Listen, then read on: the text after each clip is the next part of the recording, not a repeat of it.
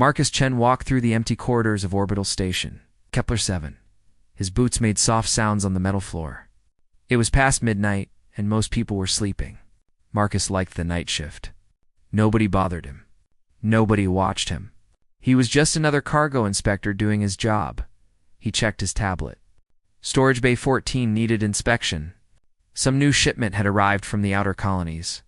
Marcus yawned and turned left at the junction. The corridor lights were dimmed to save power during night hours. He reached what he thought was Bay 14 and pressed his hand against the door panel. The door slid open with a quiet hiss. Marcus stepped inside and froze. This was not a storage bay. The room looked like something from a dream. Beautiful plants glowed with soft blue and green light. They hung from the ceiling and grew from crystal pots on the floor. The furniture seemed to be made of some kind of transparent crystal that caught the light and threw rainbow colors across the walls. Soft music played from somewhere Marcus could not see, and standing in the center of the room was a woman. She was not human. Her skin was silver blue like moonlight on water.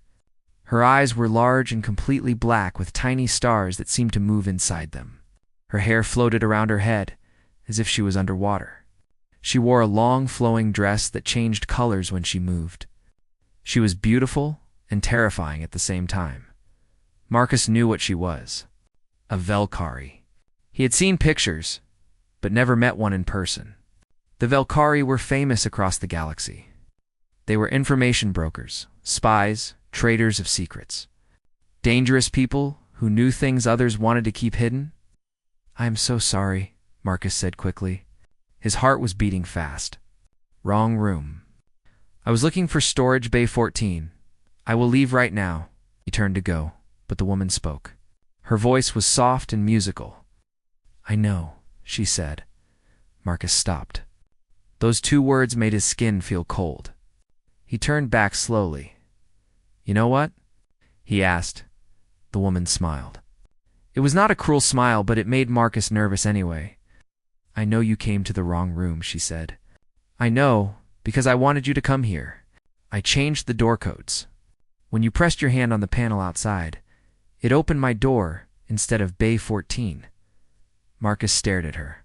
His mouth felt dry. "Why would you do that?" he asked. The woman walked closer. She moved like water flowing, like wind moving through grass. When she was a few steps away, she stopped. "My name is Vestra," she said. "I have been watching you for 3 weeks, Marcus Chen." Marcus felt his stomach drop. She knew his name. She had been watching him. "This was very bad. Did not do anything wrong," Marcus said. His voice shook a little. "I just inspect cargo. I follow all the rules. I do not steal. I do not smuggle. I promise." Vestra tilted her head to the side. The movement reminded Marcus of a bird studying something interesting. "I know you did nothing wrong," she said. "That is exactly why I need you." Walked to a low crystal table and picked up a small device. She pressed a button, and a hologram appeared in the air. It showed Marcus working in the cargo bays. In the hologram, Marcus was talking. "Come on, Squeaker, you can do it," hologram Marcus said. He was talking to a maintenance drone. The small robot was trying to lift a heavy crate. "Just a little more. There you go. Good job, buddy." The hologram changed. Now it showed Marcus sharing his lunch with a thin cleaning worker from Deneb 5. Then it showed him helping an elderly Torgothi woman carry her luggage when she got confused about her quarters. Vestra turned off the hologram. "You talk to the machines," she said. "You are kind to people. Nobody else notices. You work night shifts where nobody sees you. You have been on this station for 2 years and nobody knows who you are. You are invisible, Marcus Chen." "I like being invisible," Marcus said quietly. "I need someone invisible," Vestra replied. "I need someone the powerful people do not watch. I need someone who can hide something where nobody would think to look." Marcus wanted to run. Every part of his body told him to leave this beautiful, strange room and never come back. But something made him stay.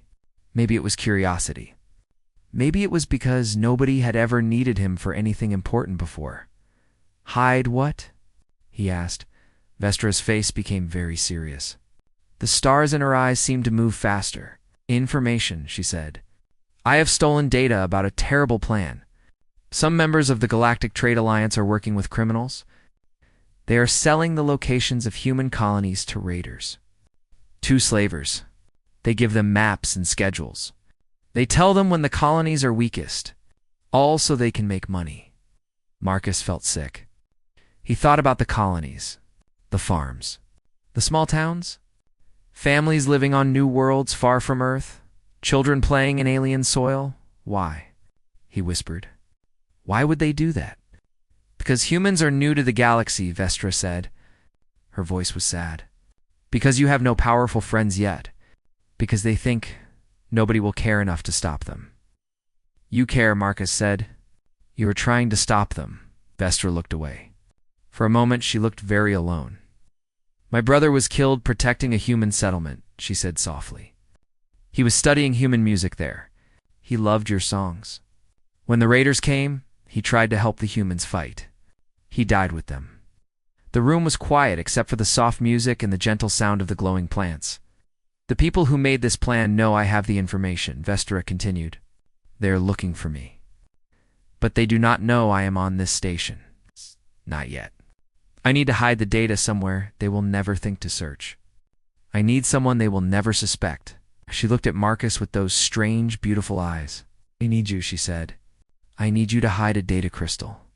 Just for a little while, until I can make the information public in a way people will believe. Marcus should have said no. He should have walked out the door. He should have reported this to station security. That would have been the smart thing, the safe thing. But Marcus thought about the families on those colonies. He thought about children who did not know raiders were coming. He thought about Vestra's brother dying on an alien world far from home. One meeting, Marcus said, tomorrow night, you tell me everything.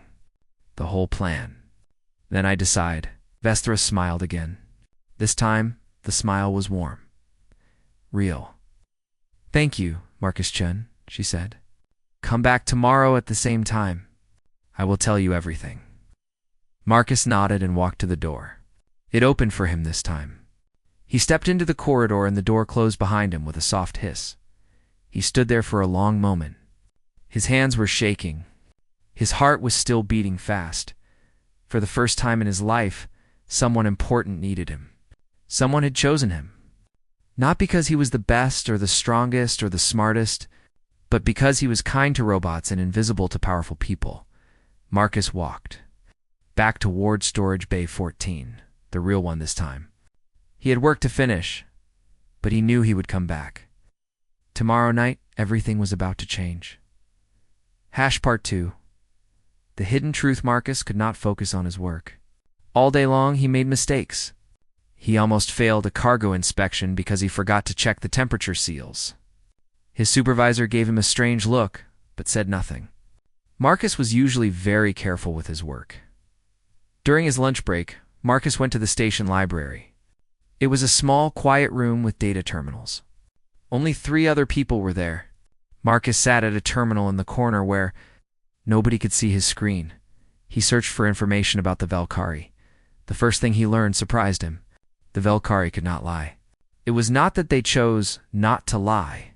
They physically could not do it. Something about their brain structure made lying impossible. They could choose not to say things. They could keep secrets. But if they spoke words, those words had to be true.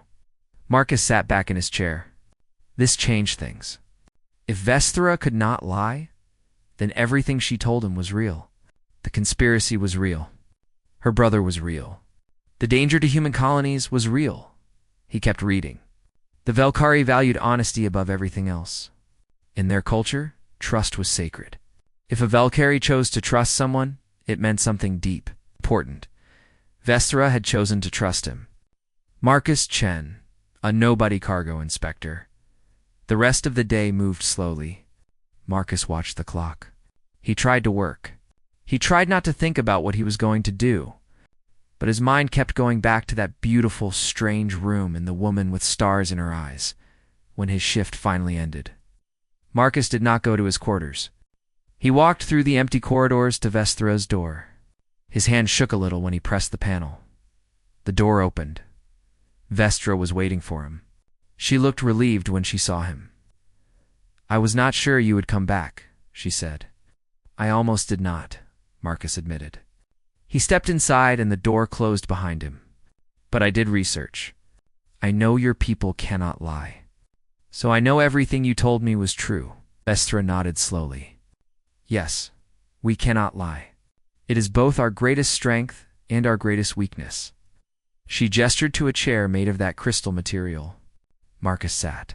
It was surprisingly comfortable. Vestra sat across from him. "I will tell you everything now," she said. "Then you can decide." She pressed a button on her wrist device. A large hologram appeared between them. It showed documents, messages, financial records, video recordings. "I worked for a Valkyrie intelligence network," Vestra began. "We gather information and sell it to governments and corporations. Most of what we do is legal, sometimes boring. Trade routes, resource deposits, political gossip." The hologram changed to show faces. Marcus recognized some of them. Alliance Council members. Important people. "6 months ago, we discovered something terrible," Vestra continued. "Some council members were having secret meetings with Kreth raiders." Marcus knew about the Kreth. Everyone did. They were pirates and slavers. They raided small colonies and settlements. They took people and sold them to the worst places in the galaxy. "The council members were selling information," Vestra said. Her voice was hard now, angry. "Gave the Kreth maps of human colonies. They told them when supply ships would arrive, when defense forces would be away, when colonies would be most vulnerable." The hologram showed a video. Marcus felt his stomach turn. It showed a human colony being attacked. Houses burning, people running, children screaming, raiders dragging families from their homes. "This was the new Manitoba colony," Vestra said softly. 3 months ago. 247 people lived there. The raiders took 112, killed 63. The rest escaped into the wilderness. Marcus could not look away from the video. He saw a little girl crying for her mother, a man trying to protect his family with a farming tool, an elderly woman being pushed into a raider ship. "Why?" Marcus whispered. "Why would council members do this?" Money, Vestra said. "The Kreth pay them. Also, the raids make humans look weak, make other species think humans cannot protect themselves.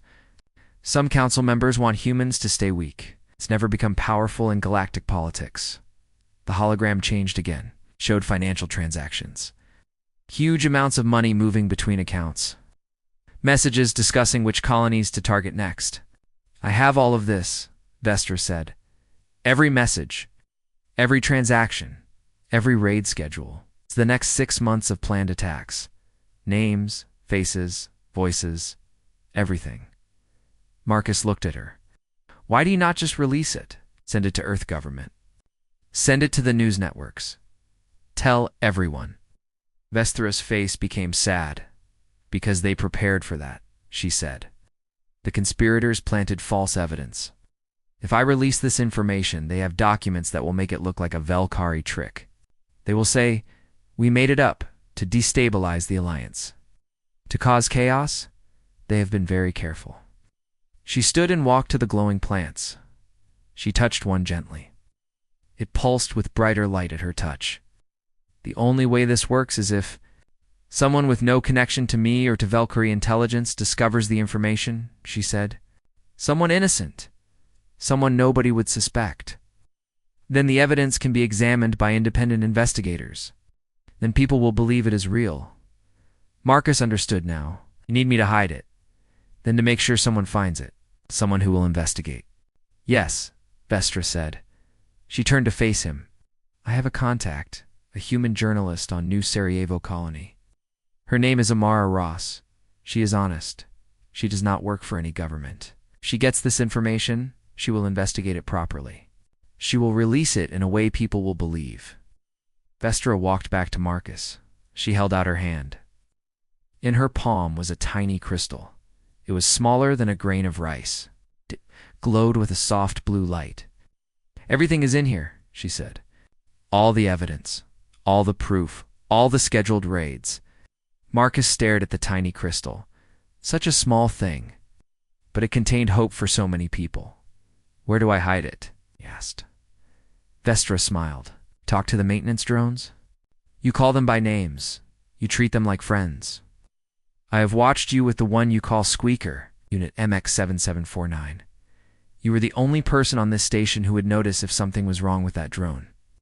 Marcus thought about Squeaker. The little drone followed him sometimes during his rounds. It was old and made squeaking sounds when it moved. Other workers complained about it, but Marcus liked Squeaker. I hide the crystal inside Squeaker, Marcus said slowly.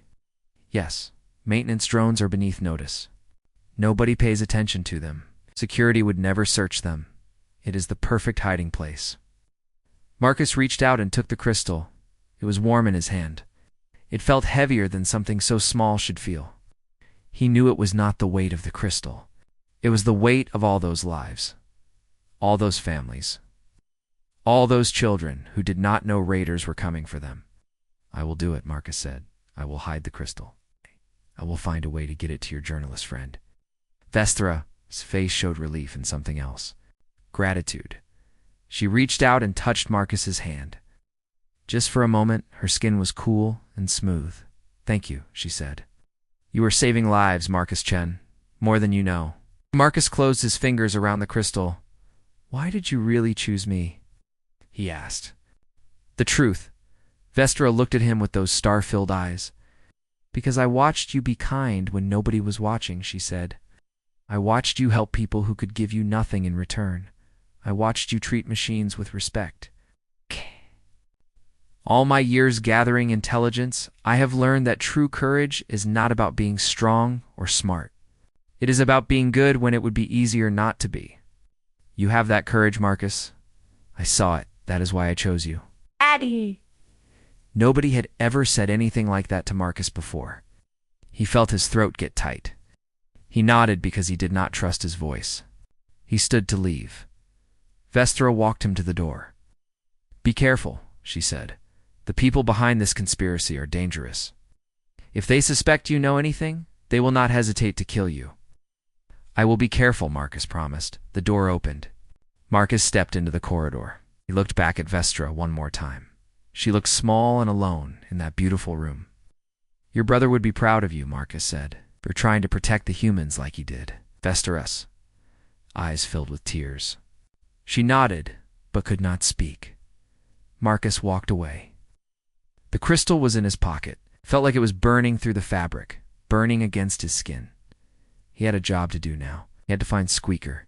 He had to hide the crystal. He had to save people he would never meet. For the first time in his life, Marcus Chen felt like he mattered, like his existence meant something. It was terrifying and wonderful at the same time. He smiled as he walked through the empty corridors.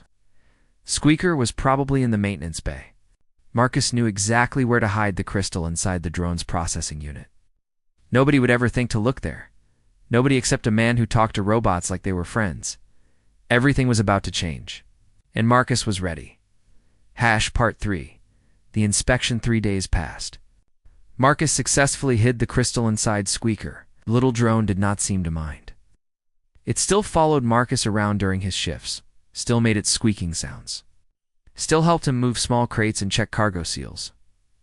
Marcus and Vestra developed a careful routine. Every night after his shift, Marcus would stop by her quarters for exactly 15 minutes, never longer. They did not want anyone to notice a pattern. During those brief meetings, Vestra taught him about galactic politics. She explained which species held real power, which ones could be trusted, which ones could not. Marcus told her stories about Earth, about human history. He told her about wars fought by ordinary people, about farmers who became soldiers, about workers who started revolutions, about quiet people who changed the world because they chose to do what was right instead of what was safe. Vestra listened to these stories with fascination. She said humans were unpredictable in ways that made other species nervous. But Marcus thought maybe unpredictable was just another word for brave. On the 4th day, everything changed. Marcus was inspecting a shipment of medical supplies when the alarm started. Red lights flashed throughout the station. A voice came over the speakers. Attention all personnel. This station is now under lockdown. Return to your quarters immediately. This is not a drill. Repeat, this is not a drill. What? He looked around the cargo bay. Okay. Other workers were already leaving, confused and nervous. Marcus followed them into the corridor. Security personnel were everywhere. They wore full armor and carried weapons. They were stopping people, checking identification, asking questions. Marcus tried to look calm. He walked toward his quarters with everyone else. A security officer stopped him. "Name and occupation," the officer demanded. She was human, but her voice was hard and cold. "Marcus Chen, cargo inspector," Marcus said. He showed his identification. The officer scanned it with her device. She studied the results for a long moment. Marcus tried not to shake. "When was the last time you had contact with non-human personnel?" the officer asked. Marcus thought quickly. He had to lie, but make it believable. "Yesterday," he said.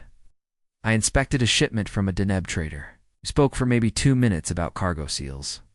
That is all." The officer stared at him. Marcus kept his face blank. After what felt like forever, the officer nodded. "Go to your quarters. Stay there until the lockdown is lifted." Marcus nodded and walked away. His heart was beating so hard he thought everyone could hear it. He reached his quarters and locked the door. His room was small and plain. A bed, a desk, a storage unit. Marcus sat on the bed and tried to think. This was bad. Conspirators must have found out that Vestra had the information. They had sent security forces to find it. To find her. Marcus turned on his data terminal. He accessed the station's security feeds. He had low-level access from his cargo inspector job, could see the public areas. He watched security teams tearing through storage bays, opening crates, scanning everything. They were looking for the data crystal. Marcus switched to another feed. His stomach dropped. Security officers were outside Vestra's quarters. She stood in her doorway, calm and beautiful, while they questioned her. Marcus could not hear what they were saying, but he could see their body language. Aggressive, threatening. After a few minutes, the officers moved aside, but they did not leave. They stayed outside her door. Vestra was trapped. They were watching her.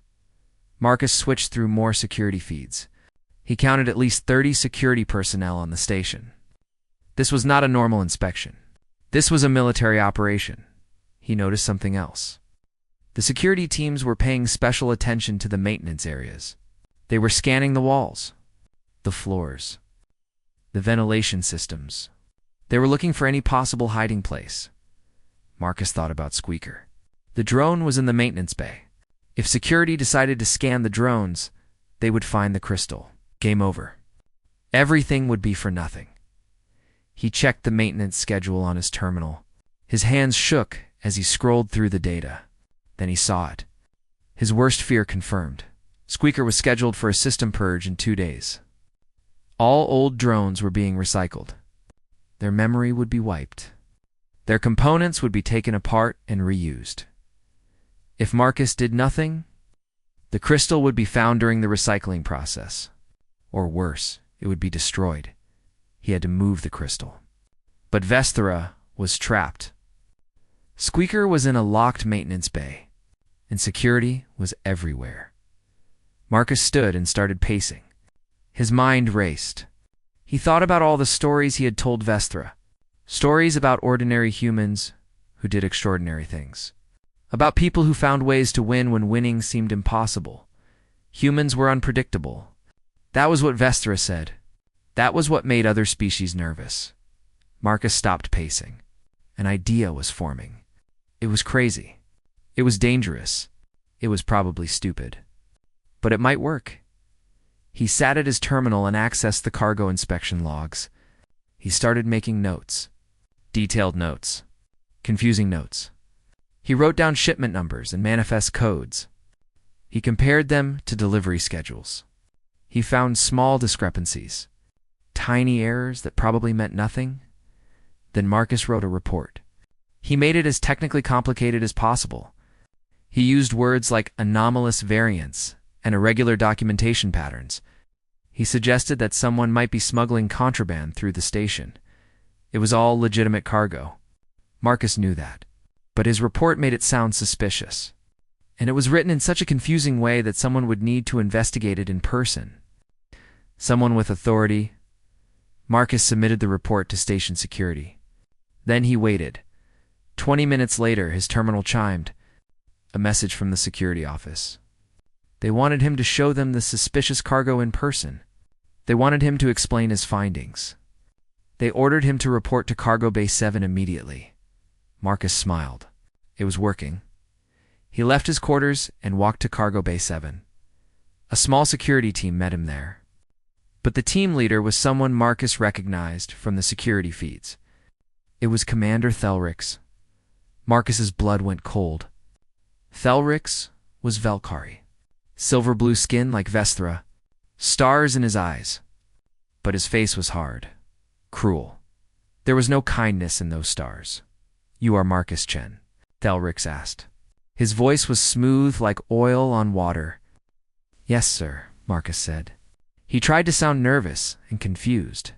It was not hard. He was terrified. "You reported suspicious cargo," Thelrix said. "Show me." For the next hour, Marcus walked Thelrix and his team through the cargo bay. He pointed out minor errors in manifests. He explained technical details about shipping regulations.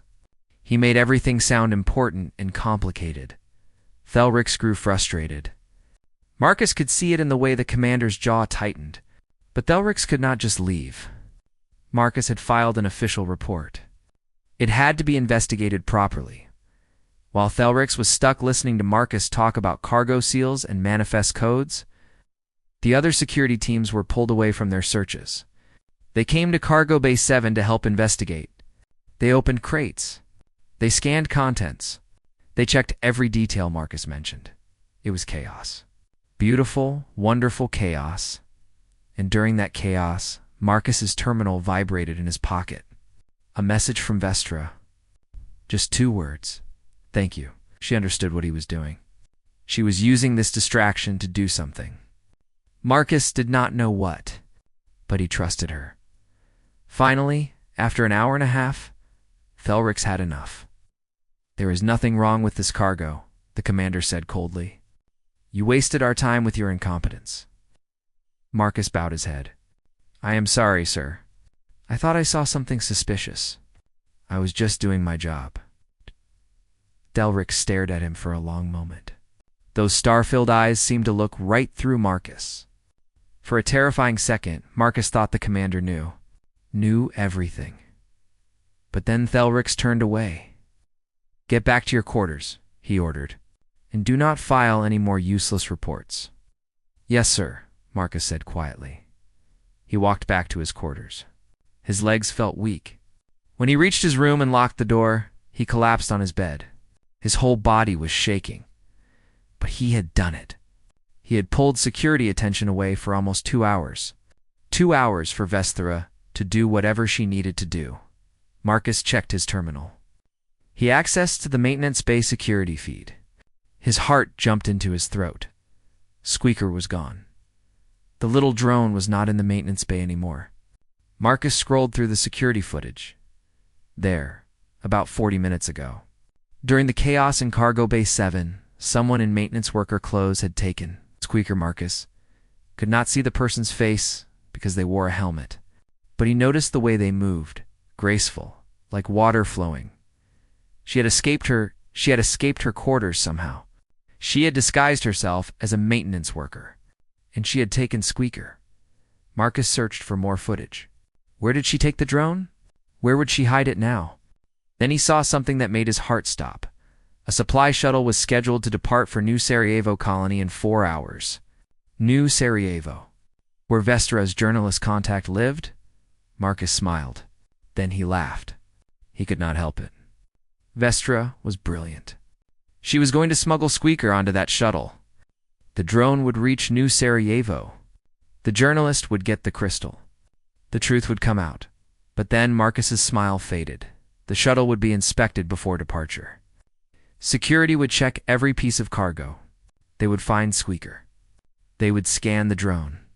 They would find the crystal, unless someone created another distraction. Marcus looked at the time. 3 hours and 45 minutes until the shuttle departed. He needed a plan. He needed something that would pull security attention away from the shuttle bay right before departure. He thought about what Vestra had said. Humans were unpredictable. Humans did things that made other species nervous. Marcus started working. He accessed the station's environmental systems. He did not have high-level access, but he had enough. He found what he was looking for. A containment breach marker in one of the water recycling facilities. Marcus set a timer. The containment breach alarm would trigger in 3 hours and 30 minutes. Right before the shuttle inspection, when that alarm went off, every security officer would have to respond. Standard protocol. Containment breaches were the most dangerous thing that could happen on a space station. The shuttle inspection would be rushed, superficial. They would miss things. They would miss one small maintenance. Drone loaded in the cargo hold, Marcus leaned back in his chair. His heart was still racing, but he felt good. He felt useful, important. He was not just a cargo inspector anymore. He was not invisible anymore. He was someone who was changing things. Someone who mattered. Marcus thought about Vestra, trapped in her quarters with guards outside. He thought about all the human families in those colonies. All the children who did not know they were in danger. He thought about Squeaker, carrying hope across the galaxy, and he smiled. In 3.5 hours, everything would change. Marcus just had to make sure he stayed alive long enough to see it. Part 4. The human factor. Marcus watched the clock. 3 hours. 2 hours? 1 hour? He could not stay in his quarters. He needed to be near the shuttle bay. If something went wrong, he needed to be there to help. To do something. Anything. He left his quarters and walked through the corridors. Security officers were everywhere, but they ignored him now. Marcus was just a stupid cargo inspector who filed useless reports. Nobody important. Nobody worth watching. Being invisible had advantages. Marcus reached the upper observation deck. From here, he could see the shuttle bay through thick glass. The supply shuttle sat ready for departure. Workers were loading cargo. Standard procedure. Everything looked normal. Marcus pressed his hand against the glass. Somewhere in that cargo hold was Squeaker, the little drone that followed him around. The little drone that squeaked when it moved. The little drone that carried the hope of thousands of people. Marcus's terminal vibrated. A message from an unknown sender. He opened it carefully. I am sorry I got you involved in this. If anything happens to me, please know that you are braver than you think. You are a good man, Marcus Chen. Thank you for being my friend, V. Marcus felt tears in his eyes. Vestra thought he was her friend. The beautiful, mysterious woman with stars in her eyes considered him, plain, boring Marcus Chen, to be her friend. He typed a reply. You are my friend too. We are going to win this. Trust me. He sent the message and waited. No reply came. Marcus checked the time. 30 minutes until the containment breach alarm. 30 minutes until chaos. 30 minutes until the shuttle departed. Movement caught his eye. Down in the shuttle bay, a group of security officers entered. They walked toward the shuttle. Thelrix was with them. Marcus's stomach dropped. They were going to inspect the cargo early. Before the alarm. Before the distraction. No, no, no, no. This could not happen. Marcus ran. He did not think. He just ran. He reached the shuttle bay level and pushed through the maintenance entrance. Workers looked at him strangely, but nobody stopped him. He was cargo inspection. He belonged here. Marcus burst into the shuttle bay. Though Rix and his officers were already at the cargo hold, they were starting to unload crates. Scanning them. Checking them. Stop. Marcus shouted. Everyone turned to stare at him. Selric's eyes narrowed. What are you doing here? The commander demanded. Marcus's mind raced. He needed a reason. A good reason. Something that would sound believable. I need to inspect that cargo, Marcus said. He tried to sound official, professional. I received a report of more discrepancies. I need to verify the contents before departure. Thelric stared at him.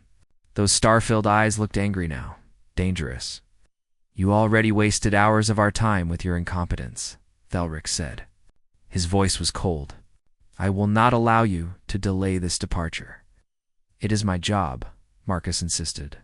I have to inspect all cargo before it leaves the station. Station regulations. Oh, it's technically true. Cargo inspectors did have that authority, but usually nobody cared. Usually nobody enforced it. Delric stepped closer to Marcus. The commander was taller, stronger, much more dangerous. I think you are lying, Thelric said softly. I think you know something. Something you should not know. Marcus's heart was beating so hard it hurt. He could not breathe properly. He was going to die. Right here. Right now. And Squeaker would be found. And everything would fail. But then something amazing happened. The containment breach. Alarm went off. Marcus had set it for 30 minutes. But somehow it triggered early. Red lights flashed. Sirens wailed. The voice over the speakers was urgent and scared. Containment breach in Water Recycling Facility 3. All security personnel report immediately. This is a critical emergency. Repeat! All security personnel report immediately. Thelric's head snapped toward the speakers. His face showed conflict. He was supposed to be in charge of the search, but a containment breach overrode everything. If the water recycling facility exploded, the whole station could be in danger. The commander looked at Marcus, then at the shuttle, then back at Marcus. Nobody touches this cargo until I return, Thelric ordered. He pointed at 2 officers. You 2 stay here. Watch him. If he tries to inspect anything, stop him. The commander and the rest of his team ran toward the emergency. The 2 remaining officers stood on either side of Marcus. They watched him carefully. Marcus looked at the shuttle. So close. Squeaker was so close. But he could not reach the drone. Could not help. Could not do anything. The shuttle pilot appeared from the cockpit. She was a human woman with gray hair and a tired face.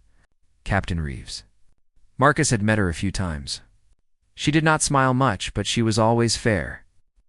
What is going on? Captain Reeves asked. Am I cleared for departure or not? One of the officers stepped forward. The departure is delayed. Commander's orders. Captain Reeves frowned. How long? Until the commander returns. The pilot looked at Marcus. She studied him for a moment. Then she looked at the 2 officers. Human versus aliens. Marcus could see the calculation in her eyes.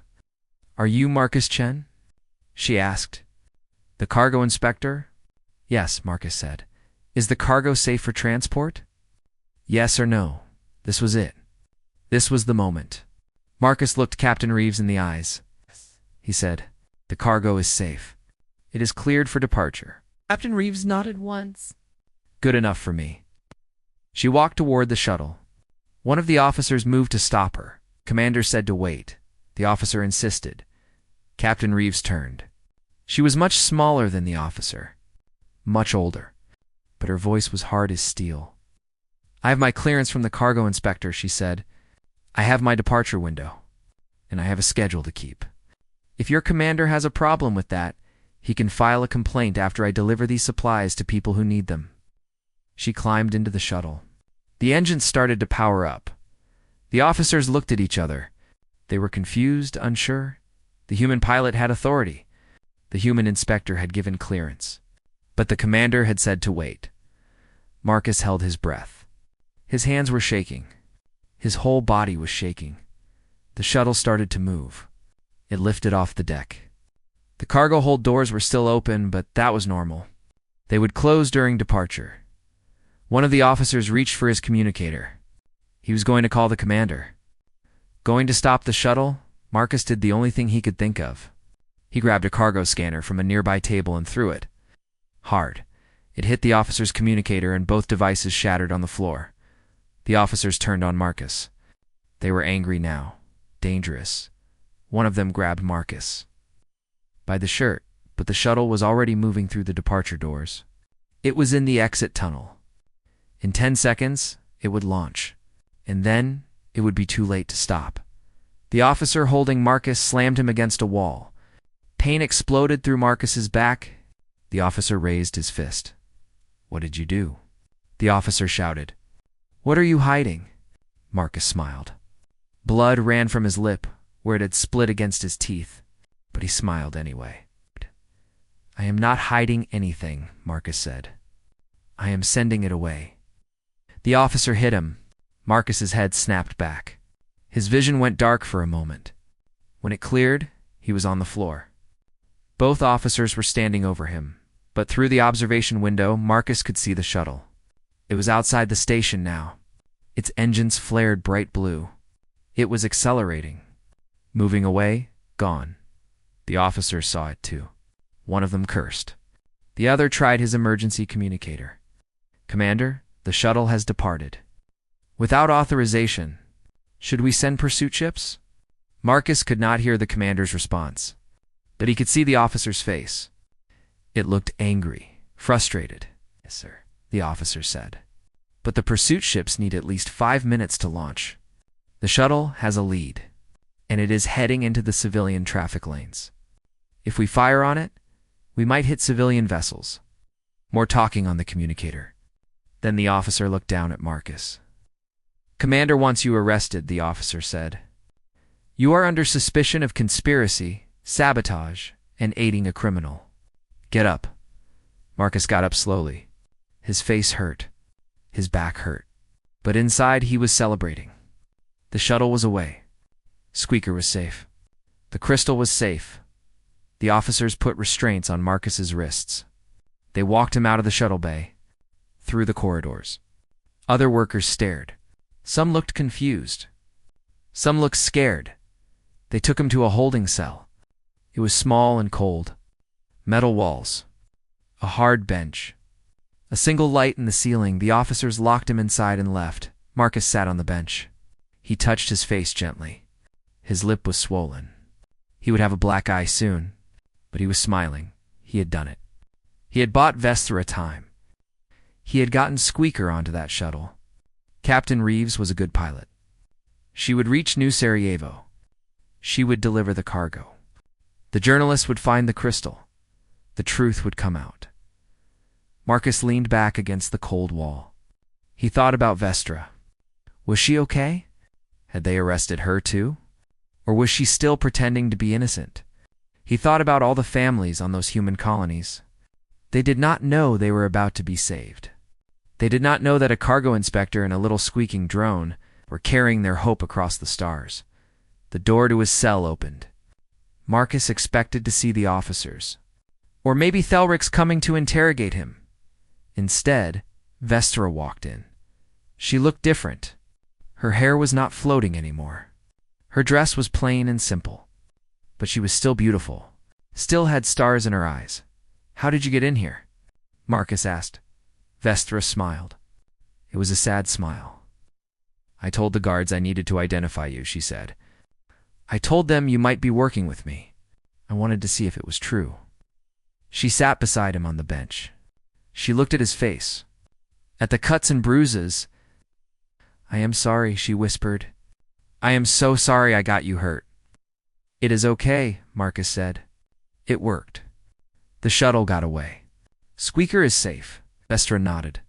Tears ran down her silver-blue face. They sparkled like liquid stars. "Thelrix knows," she said. "He knows I had help. He knows someone on this station helped me. He will figure out it was you soon." "Let him figure it out," Marcus said. "It does not matter anymore. The crystal is gone. In 3 days, it will reach New Sarajevo. Your journalist friend will get it. The truth will come out." 3 days, Vestra repeated. "We just have to survive 3 days." She looked at Marcus. Really looked at him. Seeing him, "You're the bravest person I have ever met," she said. "You knew this would happen. You knew they would hurt you. Maybe kill you. But you did it anyway." Marcus shrugged. It made his back hurt, but he did not care. "Someone had to," he said. "Might as well be me." They sat together in silence.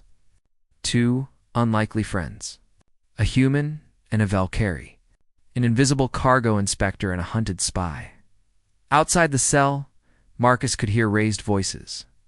Thelrix was coming. The commander would have questions. Bad questions. And Marcus did not know if he was strong enough to resist interrogation, but he had bought time. 3 days. 3 days for the truth to travel across space, 3 days to save thousands of lives. Vestra stood. She looked at the door, then back at Marcus. "Whatever happens," she said, "thank you. For being my friend. For believing in me. For being you." She walked to the door. The guards opened it and she left. Marcus was alone again. He closed his eyes and thought about Squeaker. The little drone was on its way to New Sarajevo. Flying through space. Carrying hope, Marcus smiled despite the pain. He had done something that mattered. Finally, after all these years, he had done something important. Whatever happened next, that could never be taken away. Part 5. The right room. The supply shuttle flew through space. Captain Reeves sat in the pilot seat and watched the stars. She did not know about the crystal hidden inside the maintenance drone in her cargo hold. She did not know about the conspiracy or the danger. She only knew that a human cargo inspector had given her clearance, and that was good enough. When Thelrix's voice came over her communicator demanding she return to the station, Captain Reeves turned it off. She was already outside station jurisdiction. The commander had no authority over her anymore. Behind her in the cargo hold, Squeaker sat silent and still. The little drone had traveled across the galaxy before, but never carrying something so important. Never carrying hope. Back on station Kepler 7, Marcus sat in his cell. Hours passed. Nobody came.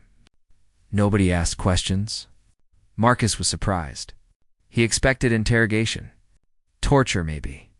But the cell stayed empty, except for him. Finally, the door opened. But it was not Thelrix. It was a human security officer Marcus had never seen before. The woman looked uncomfortable. "You are free to go," she said. Marcus stared at her. "What? Commander Thelrix has left the station? He took his team with him. The lockdown is over. You are free." Marcus stood slowly. His body hurt from the beating, but he could walk. "Ah!"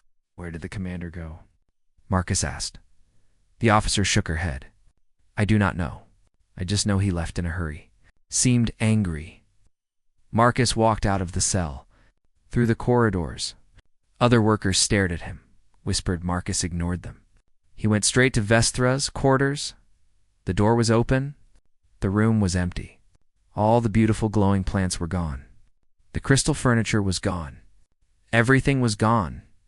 Vestra was gone. Marcus felt his heart sink. Where did she go? Was she okay? Did Thelrix take her? He checked his terminal. No messages. No calls. Nothing. Marcus went back to his own quarters. He showered and changed clothes.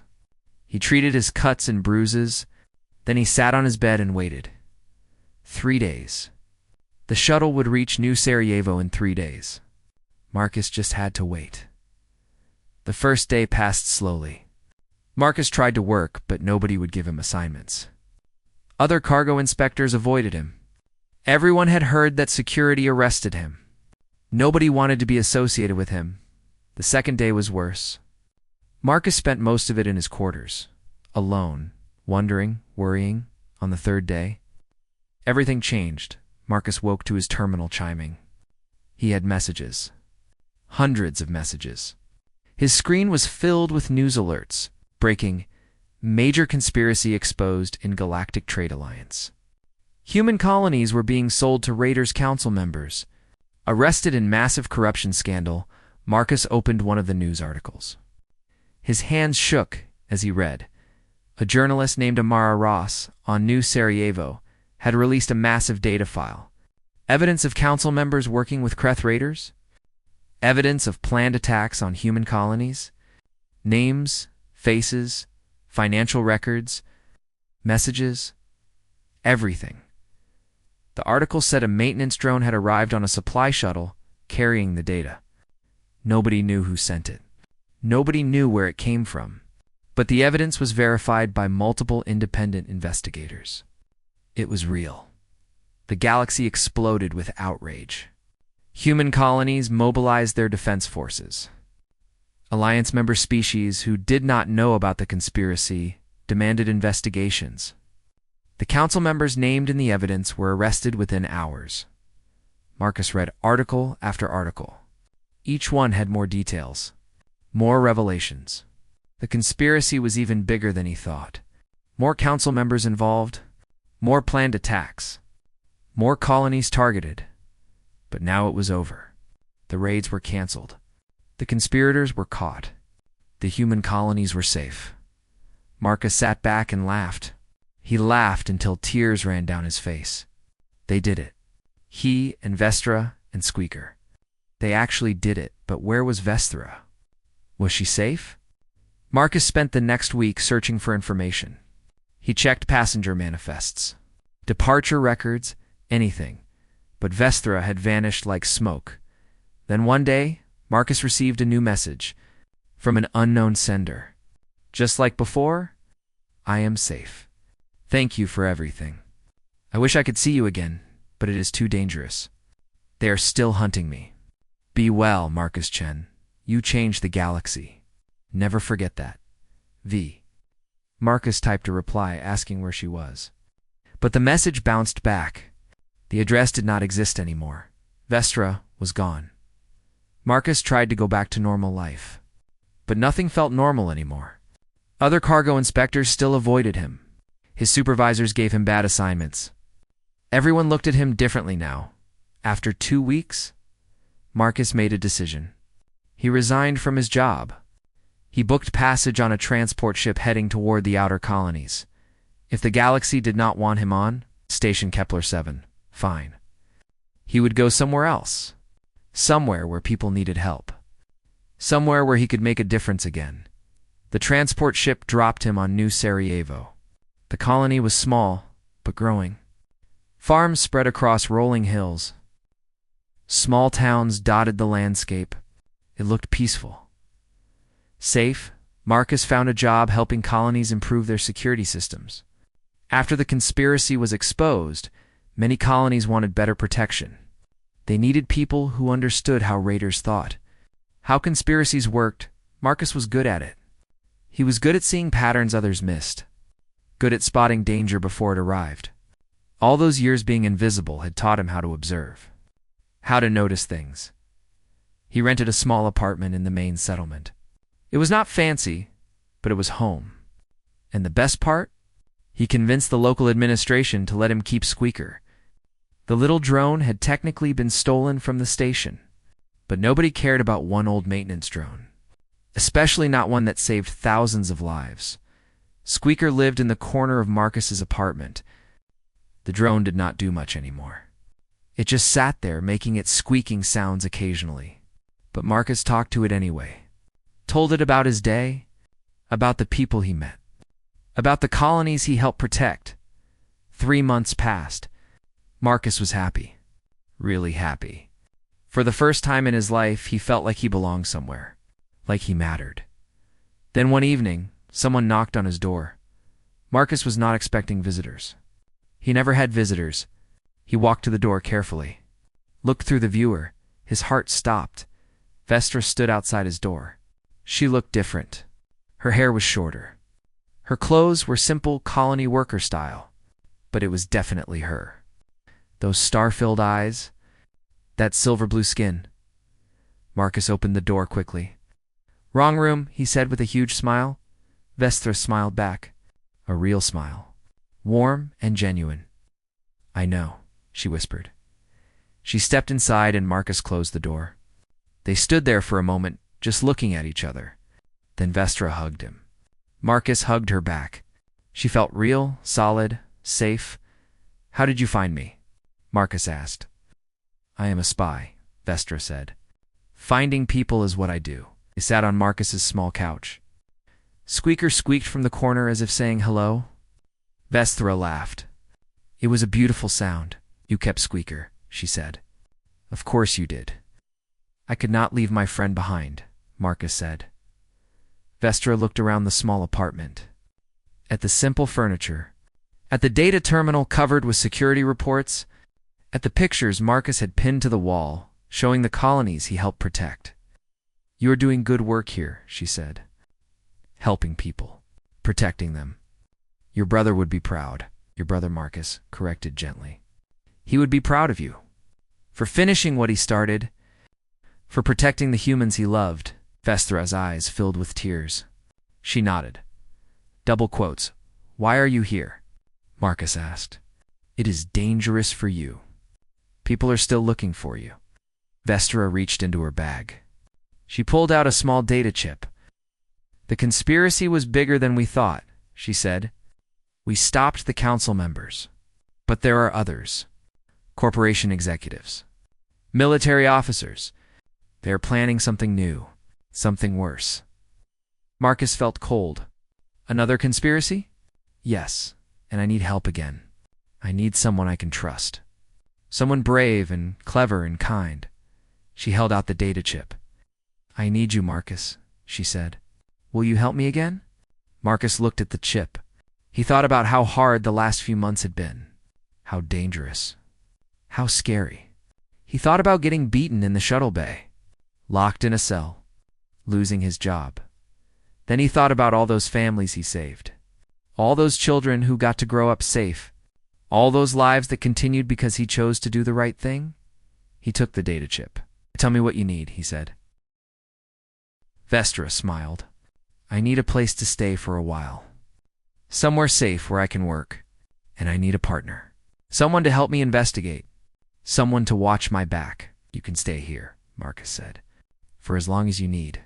It might be months," Vestra warned. "Maybe longer. And it will be dangerous." "I do not care," Marcus said. "You are my friend. Friends help each other." Vestra looked at him with those star-filled eyes. "I brought luggage," she admitted. "I was hoping you would say yes," Marcus laughed. "Where is it?" "Outside." I did not want to assume. Marcus stood and opened the door. 3 large bags sat in the hallway. He brought them inside. Vestra started unpacking. She set up a work terminal on Marcus's desk, hung some of her glowing plants from the ceiling, made the small apartment feel more alive. They worked through the evening. Vestra showed Marcus the new evidence she had gathered. Marcus asked questions, made suggestions.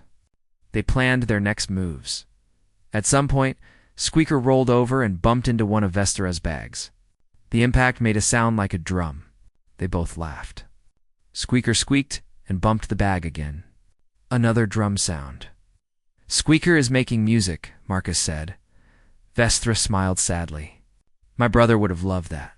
He always said humans and their friends made the best music." "We should teach Squeaker more rhythms," Marcus said. "In your brother's memory?" Vestra nodded. They spent the next hour programming simple rhythms into Squeaker's movement patterns. The little drone bumped into things in time to music playing from Marcus's terminal. It was silly and fun and perfect. Later, when they were both tired, Extra set up a sleeping mat in the corner of the living room. Marcus offered her his bed, but she refused. "This is good," she said. "I have slept in worse places. Much worse." Marcus got ready for bed. Before he turned off the lights, he looked at Vestra one more time. "I am glad you found me," he said. "I am glad you let me stay," Vestra replied. "For as long as you want," Marcus said. "This is your home now, too." Vestra smiled. "Thank you, Marcus. For everything. For being brave. For being kind. For being you." Marcus turned off the lights. He lay in bed listening to Squeaker's quiet squeaks. Listening to Vestra breathing softly across the room, he thought about how strange life was. A few months ago, he was a nobody. An invisible cargo inspector nobody noticed. Nobody cared about. Now, he was someone who had changed the galaxy. Someone who had saved thousands of lives. Someone who had a friend who trusted him enough to risk everything. He was no longer invisible. No longer nobody. He was Marcus Chen. Friend to a spy. Partner to a hero. Protector of colonies. And most importantly, He was someone who chose to do the right thing when it mattered most. He thought about that first night, when he walked into the wrong room and met a mysterious woman with stars in her eyes, when she smiled and whispered those two words that changed everything. I know. She knew then that he was special, that he was brave, that he would help. And she was right. Marcus fell asleep, smiling. Squeakers squeaked softly in the corner. Vesperous glowing plants cast gentle light across the room. Tomorrow, they would start investigating the new conspiracy. Tomorrow, there would be danger and challenges and hard work. But tonight, Marcus was home. He was with friends. He was exactly where he was supposed to be, in the right room at last. The end.